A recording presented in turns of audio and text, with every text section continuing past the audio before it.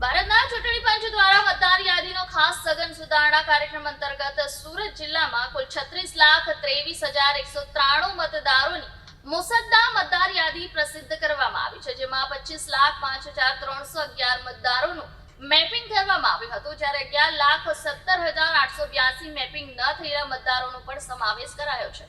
સુરત શહેર ક્રાઇમ બ્રાન્ચની arm squad ટીમને મળેલી બાતમીના આધારે મગોવમાં પૂર્ણા સીએનજી પંપ નજીક આવેલ જય માતાજી પાર્કિંગમાં પાર્ક કરેલ ટાટા ટેમ્પોની તપાસ કરવામાં આવી હતી. આ તપાસ દરમિયાન ટેમ્પોની બોગીમાં બનાવેલ ચોરખાનામાંથી 1,632 નાની મોટી બોટલો વિદેશી દારૂ અને બિયર મળી આવ્યા હતા. આ દારૂની બજાર કિંમત આશરે 8,02,800 છે. પોલીસે આરોપી નરેન્દ્ર નાગપુરેની ધરપકડ કરી છે. આ દારૂની હેરાફેરીમાં વપરાયેલો ટેમ્પો અને મોબાઈલ ફોન સહિત કુલ રૂપિયા 10.7 લાખનો મુદ્દામાલ જપ્ત કરવામાં આવ્યો છે. આરોપીને ઝડપી પાડી ડીસીબી પોલીસ સ્ટેશનમાં ગુનો દાખલ કરી કાયદેસરની કાર્યવાહી કરવામાં આવી છે.